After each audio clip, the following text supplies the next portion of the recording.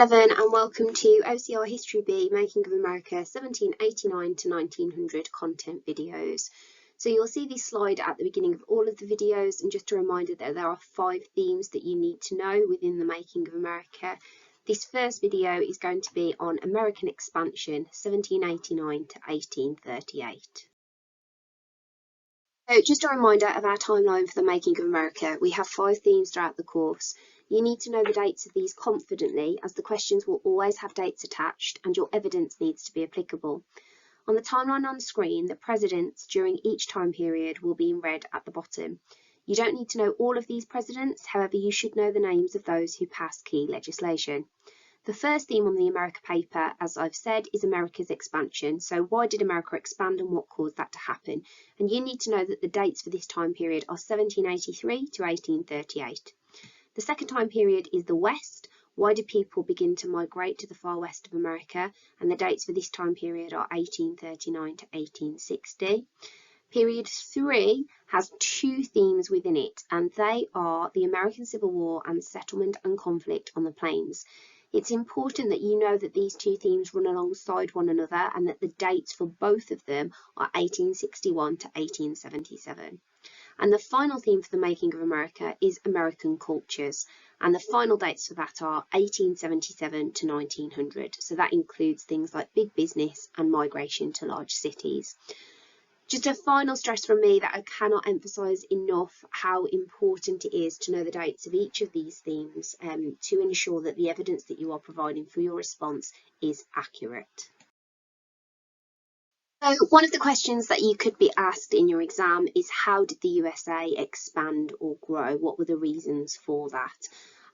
So quite a nice question if you get that really. So we're going to start at the beginning with the USA gaining 230 million acres of land from Britain when they won the American War of Independence in 1776. So many natives lived on this land and were angry that their land had been given away to the US government, and this land was known as the Northwest and Southwest Territory. So this is our kind of starting point. The USA has been given this land of 230 million acres, and that's obviously going to encourage them then to start to grow. We know that there's going to be conflict as we go through the course with natives and white Americans, but this is where that starts because the land that is given already has Native Americans on there. So in 1794, President George Washington, the first president, defeats the natives at the Battle of Fallen Timbers. And as a result of this, we have the Treaty of Granville, which is signed by the natives and the US government. And this allows the US government to take the Northwest Territory under their control. So this is the first example where we see natives effectively kicked off their land so that white Americans can take over. So this would be a good piece of evidence to describe the USA expanding because they now have the Northwest Territory under their control. Land speculators are also something that you could reference for a question on USA's expansion. So we had President Jefferson, who sold the land gained in 640 acre chunks. So land speculators bought huge chunks of land and sold them off in smaller portions to lower income yeoman farmers, but for high prices. They made a huge profit in Wisconsin, which would be a good piece of evidence. 500,000 acres were bought by just 68 men. So you've got to be very wealthy to be a land speculator. But if you can afford to buy numerous amounts of these 640 acre chunks, you can then break them down and sell them on at high prices. And again, this is going to help the USA expand because that land is being sold. We then have the one that I'm sure you're all very familiar with, which is the Louisiana Purchase. So just a reminder that this is in 1803. It's President Jefferson again, so we're only having to remember a couple of presidents here, President Washington for Battle of Fallen Timbers and Jefferson for land speculators and the Louisiana Purchase.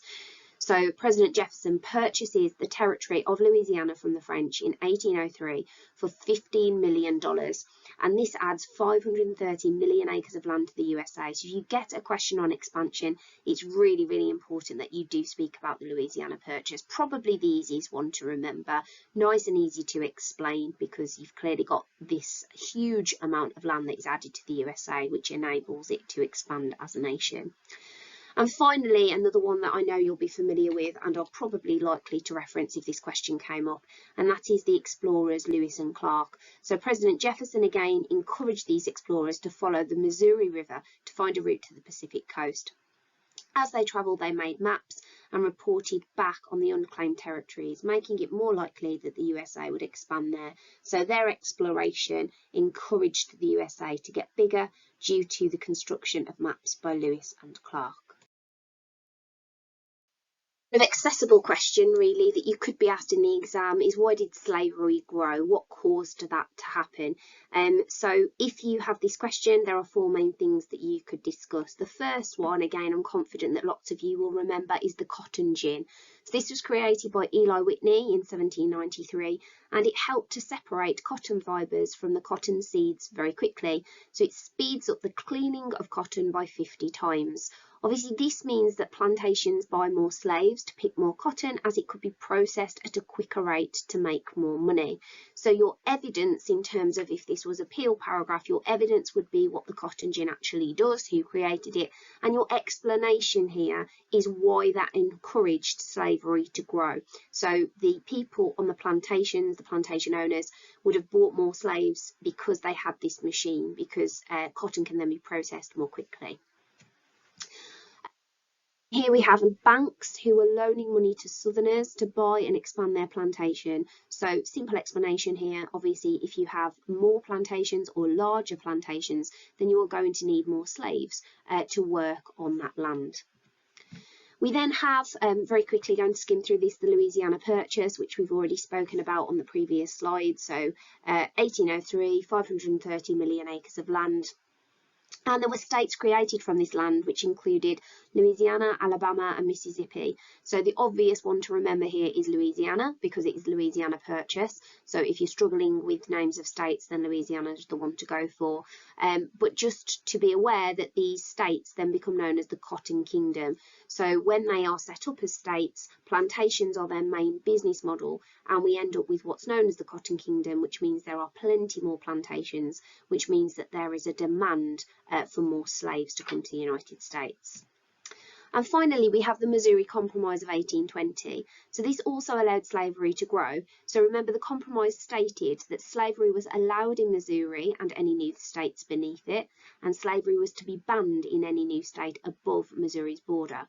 So Maine was added as a free state to balance Missouri being added as a slave state. So as much you need to be really clear in terms of your explanation here, because as much as the Missouri Compromise does ban slavery in some areas, it also enables it to expand as long as the states are under Missouri's border. So that is the Missouri Compromise of 1820. Just a little note here that some Northerners did benefit from slavery, as cotton helped many Northern businesses become profitable. And land speculators often sold to people in the South who wanted to develop plantations. But overall, if you are speaking about the growth of slavery, you are going to be speaking about the South of America and the huge profits that were made as a result of the process. So it's covered the expansion of slavery and why did it expand, but we're going to have a look now at why it caused tension between the North and South.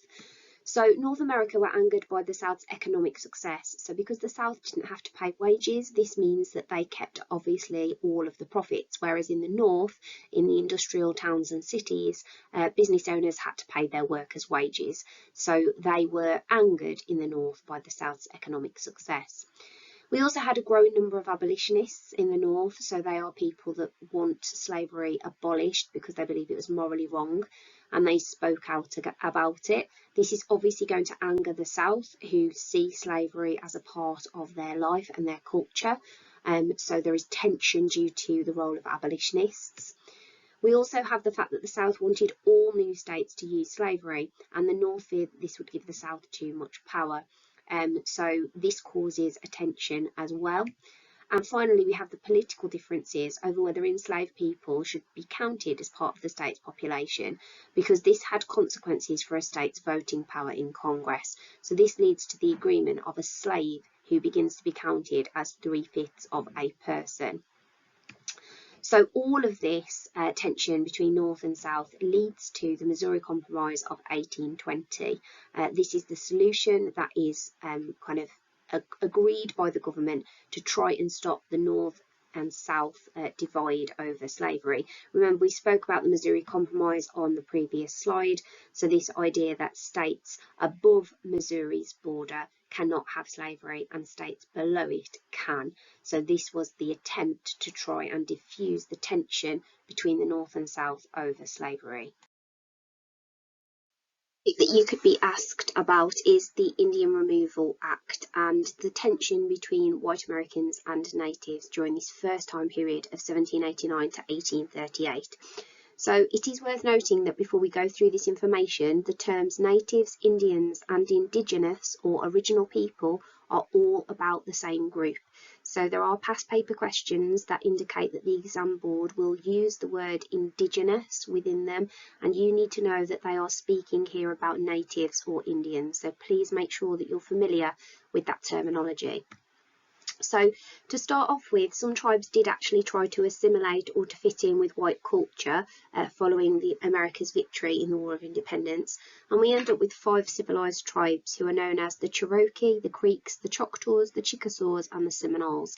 And these groups try to fit into US culture as best they can. So for example, the Cherokee began to model their economy and government on the USA's, and they had a capital called Echota, which was modelled on Washington.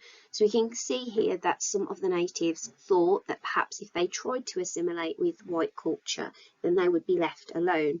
However, that was not the case, and in 1830, a major piece of legislation that you have to know for this time period is the Indian Removal Act. So remember at the start I spoke about knowing specific presidents who have key legislation. Andrew Jackson is one of those presidents. So he came up with the Indian Removal Act, which stated that tribes would be moved west of the Mississippi River. It was supposed to be voluntary, but it was clearly forced. So you need to know that this is a huge turning point in the fate, really, of the natives within this first time period. So you need to remember the date of 1830, the name of the Indian Removal Act, and the name of the president, Andrew Jackson. So there are 3 tribes that we're going to focus on in terms of the impact this legislation had on them. And the first one, or the first tribe, sorry, is the Seminoles. So we have the Seminole Wars. There were 3 wars that cost the US government between $40 and $60 million. So the government ended up paying the remaining 200 Seminoles in Florida to move east. So this is a complete disaster for the US government. So they end up at war. It ends up costing a vast amount of money. And what this means is that their reaction to the other true tribes is much more harsh and decisive, because they do not want to get bogged down in a lengthy war again that's going to cost them a lot of money. So we then have the Creek Revenge. So the Creeks signed a treaty which handed over a large amount of their land in Alabama, and in return the Creeks were all offered a small amount of land in Creek territory. So the government have made a deal with them.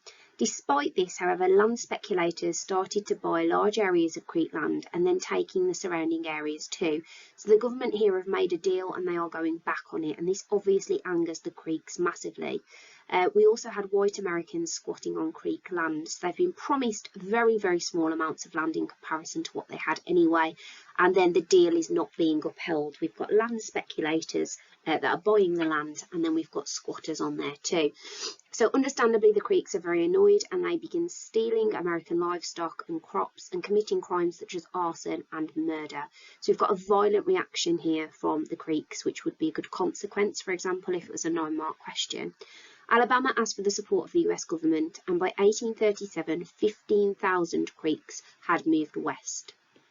And the final one, the group that I'm sure you remember, is the Cherokee and their Trail of Tears. So a small number of Cherokee had signed a treaty to hand over their land, but many of the tribe disagreed and rejected the treaty that had been proposed. So in 1838, the US government sent in 7,000 troops to remove the tribe. 18,000 Cherokee were forced into concentration camps, and over winter the Cherokee began a 3-month forced march west, where 5,000 of them died.